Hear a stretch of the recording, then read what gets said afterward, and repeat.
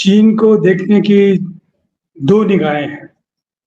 एक तो वो कालखंड रहा है जब माओ सेतुंग चीन के सबसे बड़े नेता थे और उनकी सारी रा राजनीति के सारे स्वरूप उनके गढ़े हुए थे। और उनका पहला नज़रिया था कि जितने मुल्कों के पास में हमारी उनके दावे के मुताबिक जो ज़मीनें हैं और जो कब्ज़े हैं वो ले लेने चाहिए। और इसके लिए कोरिया वाला सिलसिला भी हुआ, वियतनाम वाला सिलसिला भी हुआ, जापान के पास वाला सिलसिला भी हुआ। ये सारे सिलसिले चलते रहे।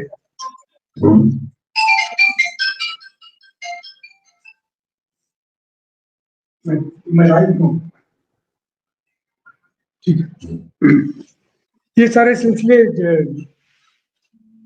सारे अड़ोस पड़ोस के सारे मुल्कों के साथ में थे। तो सबसे पहले जिसने सरेंडर किया वो मेरा ख्याल है कि पाकिस्तान ही था, जिसने बड़ी आसानी से दे दिया और कोई दिक्कत पैदा नहीं की। हमारे साथ में तो विवाद का सिलसिला चला और उस पर हमने बड़ा साइंटिफिकली डिस्कस किया है कि मेकॉन लाइन जिसको लेके सारा विवाद था और बाकी जितनी जगह है उसको लेके, लेकिन हम उसमें कुछ हासिल नहीं कर सके।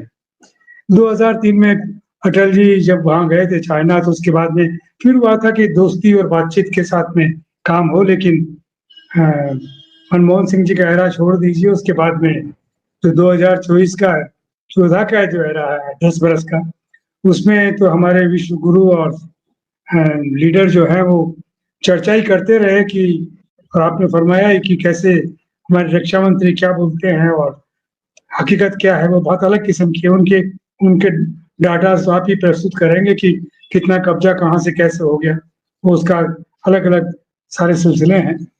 और अब लेकिन अब जाकर के ये जब से इकोनॉमिक पावर वाला सिलसिला चला है और जिसमें आपके पास में अगर सैनिक ताकत है तो उसके बाद में दुनिया के बाजारों में भी आप अपना दबदबा से दिखा सकते हैं और इन मसलों को भी आसानी से तय कर सकते हैं। चीन की वर्तमान नीति ऐसी, वो बहुत एग्रेसिव भी होकर पेश होता है और साथ साथ में अपने अपने आर्थिक हित भी देखता है। उसके मुताबिक वो अपनी सारी चीजें तय करता है।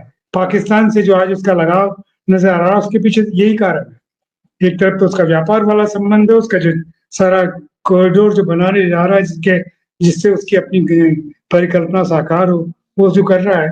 और साथ साथ में वो चाहता है कि यहाँ से ये जो सीटों नाटे की कंट्रीज है, खासतौर से अमेरिका का दबदबा, ये सारा कमजोर होना चाहिए ताकि वो आगे अपने किस्म से बढ़ सके। तो वो वही हिस्सा अभी चल रहा है। और आपने जो बताया कि गिलगिट वाला और ये सारा जो है, इसके लिए क्या कुछ फैसला हो, ये इतना विस्तृत है कि इसको बयान करने में बड़ी मास्टरी होनी चाहिए। और वो आपके पास में उपलब्ध है तो हम आपको सुनेंगे और अपने आप को अपडेट करेंगे। उसके ख्याल तो हमारा भी यही था कि हम लोग पाको जो पीओके है उसको हासिल करके और उन लोगों के जो वहां पर ज्यादा बस गए हैं और जो अपने आप में एक हमारे लिए समस्या होगी कि उनको कैसे ठीक करेंगे, क्योंकि वो तो कोई रिवोल्यूशन करनी है। बलूचिस्तान की तरफ से तो हो नहीं रहा कि वहां पर लोग नाराज हैं और वो इधर आना चाहते हैं। इधर फिर तो कोई दिक्कत ही नहीं थी अगर वो यहाँ आना चाहते हो। वो तो वहीं रहना चाहते हैं और वहीं वाला सिलसिले में कुछ ज्यादा बेहतर महसूस कर रहे हैं अपने आप को। और आए दिन जो बातचीत होती रही है मुशर्रफ से लेकर के और आज तक जो जितने चर्चा हुए हैं उनमें बिगड़ लड़ाई की कोई सिलसिला बना नहीं है। हमने देख लिया कि जब तक युद्ध का सिलसिला तो युद्ध के माध्यम से हो सकता है, और अब जो नई स्टाइल का युद्ध है जिसमें आप अपनी सीमाओं से ही मार कर सकते हो 400-500 किलोमीटर तक, तो आपको फिर रुकना नहीं चाहिए। लेकिन जो मित्र आपने इंटरनेशनली बनाए हैं और जिनके हुक्म पे आप चलने के सिलसिले करते हैं और जो दोस्त आपने व्यक्तिगत रूप से बनाए हैं, उनके रहते हुए तो सब चीजें होंगी नहीं। अन्यथा ये जो 22 पॉइंट आपने निकाले थे कि यहाँ से यूं करके ऐसा किया जा सकता है, और हमारे सीडीएस ने भी कहा था कि एक दिन की थकावट से ये ना समझना कि अगले दिन हम बेहतर नहीं होंगे, और वो करके दिखाया उन्होंने और उसका असर भी हुआ। तो ये चीजें की जा सकती हैं, लेकिन ये जुमलेबाजी है, विदेश नीति में भी जुमलेबाजी है, क्योंकि हमारे जो बेहतर लोग बोलने वाले हैं, समझाने वाले हैं, समझने वाले हैं, अगर वही काम कर रहे होते तो बात बहुत अलग किस्म की होती। अभी हमारे देख पाकिस्तान ने भी अपने 5 शिष्टमंडल भेजे हैं दुनिया भर में। एक जगह बिलावल भुट्टो गए हैं और वो बता रहे हैं कि उनके साथ में क्या-क्या हो रहा है, और दूसरी जगह कुछ और लोग गए हैं। तो ये इस तरीके से मानने वाले नहीं हैं, क्योंकि यार ट्रम्प जैसे लोगों को अगर हमने अपना आधार बना लिया, जो मना करने के बावजूद कल फिर बोले हैं। फिर कहा है उन्होंने कि हाँ, ये मैंने ही करवाया, वरना सीज़फायर होता नहीं, इनके लिए आणविक युद्ध हो जाता सारा सब कुछ। तो ये साथ में ये भी कहा है कि शहबाज शरीफ इज़ अ ग्रेट लीडर। हाँ जी। ये वर्ड भी देखिए कहे अब तो उन्होंने।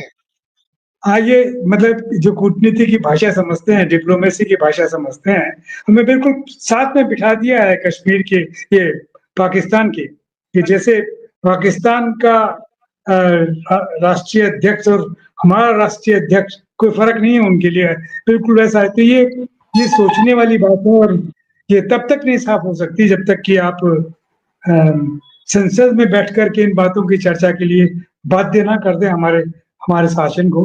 तभी आप कह सकते हैं कि क्या कर दिया है आपने, ये हमारी हैसियत दुनिया में क्या बना दी है।